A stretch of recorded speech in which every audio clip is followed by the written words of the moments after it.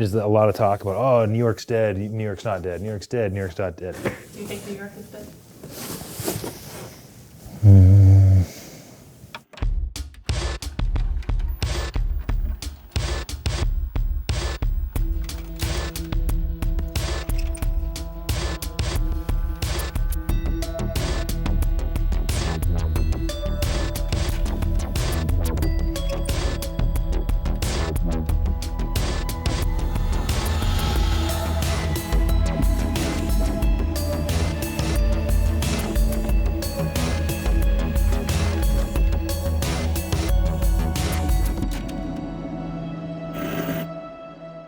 This is us.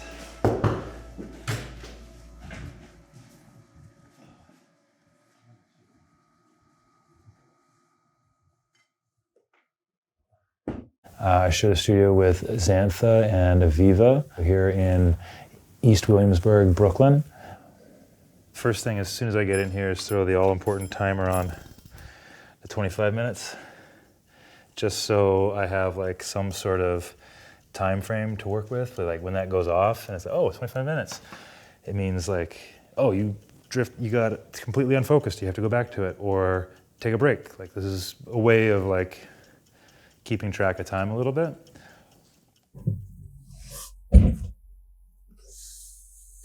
This painting is called Ballyhoo. What I'm doing right now, I'm getting this ready to ship from the Brooklyn studio to the location for Spring Break, LA.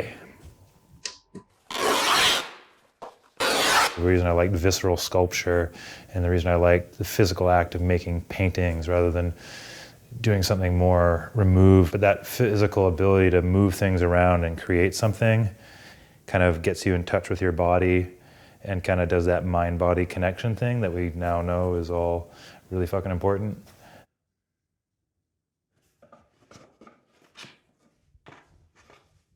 It's always a bummer when people say, oh, I started painting at like 7 years old or 4 years old or whatever, because I think everyone does that.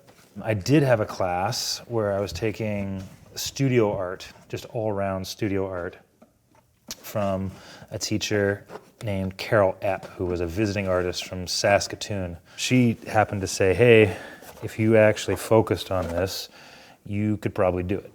And that was just the only person in my life even remotely saying anything of the sort. So I kind of just jumped into that. And I didn't think I was gonna be a painter, but I was like, okay, maybe this art thing could be something.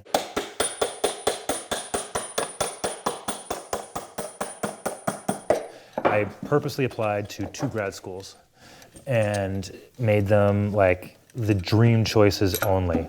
And the one I really thought was like a no-go was to the New York Academy of Art. And they wrote back and said, hey, you got in. I had a full ride scholarship to go to this school, which was fantastic. And I said, okay, I guess like if someone's offering that, I have to go. What I didn't know was that that scholarship didn't cover living expenses. So I still had to make a ton of money and come up with a bunch of cash to go and do that. But like I can't just pass that up. It's supposed to be break time. This is the studio roof. This is the romantic New York thing that like teenage Cory was imagining when I was reading, blogs and Vice about the art world in New York. It's perfect. Much before I came to New York, like 2002, when the ya-ya-yas and those big, lofts were still happening and people were here, there was this like picture I had in my head that's completely romanticized of like what was going on in New York and what could happen here. And that was probably because, space was readily available and fairly cheap. And when I got here, a lot of that wasn't going on, or at least wasn't accessible to me. Being an artist here, time and space are really hard to come by. There's not a lot of gigs that are paying an hourly wage that'll cover your rent, your living expenses, and your art making expenses. I tried to figure out a way to make enough money to live here and have a studio practice and to participate in some way in the art world.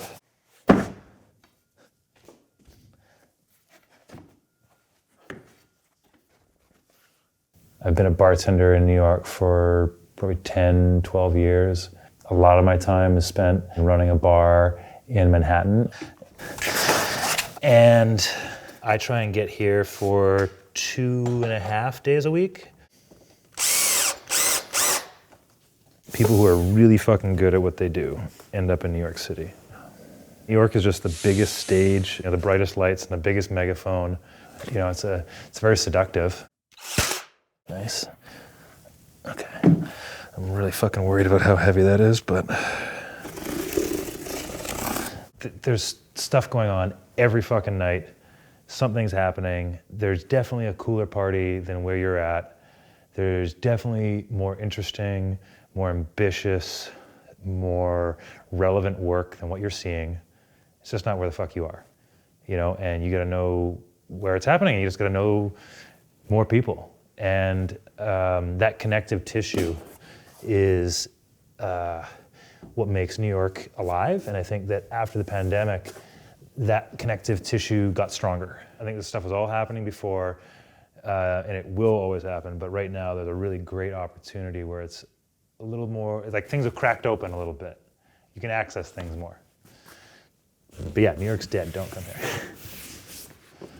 Okay. It worked. I am very fucking excited about that. My name's Cory. I'm a painter. I live here in New York. I've been here since 2013. I've been a bartender and a painter since I arrived, and was just invited to send some work out to Spring Break, LA.